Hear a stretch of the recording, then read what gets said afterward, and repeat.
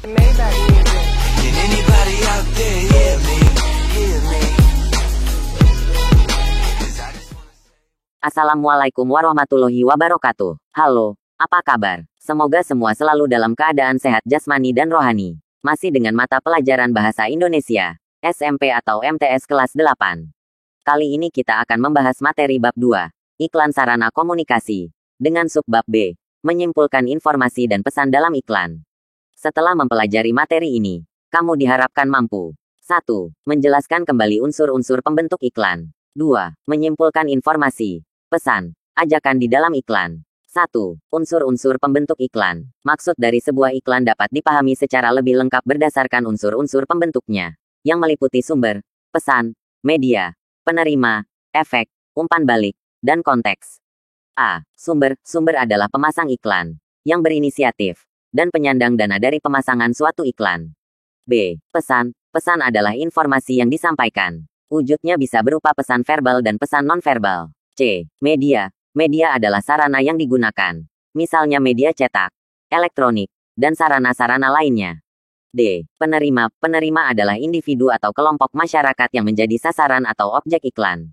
E. Efek. Efek adalah perubahan yang terjadi pada diri penerima, baik itu dalam aspek sikap, pola pikir, perilaku, kebiasaan, dan pola hidup. F. Umpan balik. Umpan balik adalah tanggapan, reaksi, atau respons yang dikehendaki dari penerima pesan. Misalnya dengan membeli produk yang ditawarkan dan menolak pemakaian narkoba.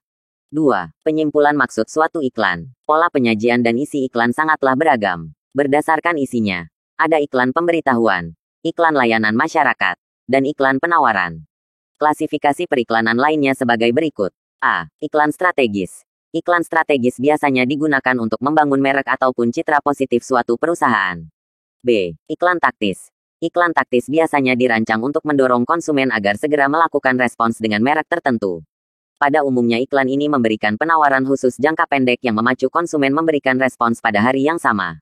Iklan tidak hanya bertujuan untuk menawarkan produk. Iklan juga turut berpengaruh dalam membentuk gaya hidup, kebiasaan, selera, dan jati diri seseorang dan masyarakat. Berikut tujuan atau fungsi iklan lainnya. 1. Fungsi informasional. Fungsi iklan informasional adalah memberitahukan kepada konsumen tentang karakteristik suatu produk dan berbagai manfaat yang mereka peroleh. 2. Fungsi transformasional.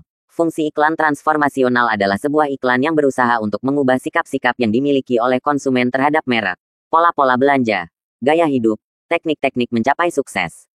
3. Menceritakan kembali teks iklan. Dibandingkan dengan teks lain, iklan merupakan teks yang ringkas.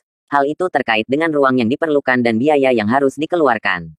Semakin luas ruang yang diperlukan untuk penayangannya, semakin besar biayanya. Oleh karena itu, kata-kata dalam iklan harus diperhitungkan keefektifannya. Hindarilah kata-kata ataupun ilustrasi yang tidak perlu, sebab akan menghabiskan biaya lebih besar.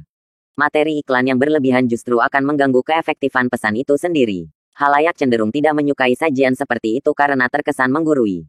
Selanjutnya perhatikan contoh penceritaan kembali teks iklan berikut ini. Dalam contoh tampak iklan yang bertuliskan, hari tanpa TV, dan matikan TV. Setelah kita mengamati teks iklan tersebut secara seksama, dengan memerhatikan unsur-unsur pembentuk iklan dan tujuan atau fungsi iklan, maka dapat kita peroleh penceritaan sebagai berikut. Iklan tersebut termasuk dalam jenis iklan transformasional. Sasaran dari pengiklanan tersebut adalah keluarga yang memiliki televisi. Tindakan yang diharapkan dari halayaknya adalah keluarga mematikan televisi selama 1 hari dan menghabiskan waktu bersama-sama tanpa televisi.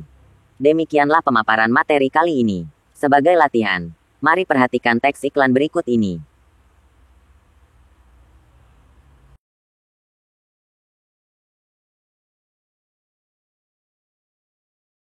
Setelah memerhatikan iklan secara seksama, berikutnya, jawablah pertanyaan-pertanyaan berikut.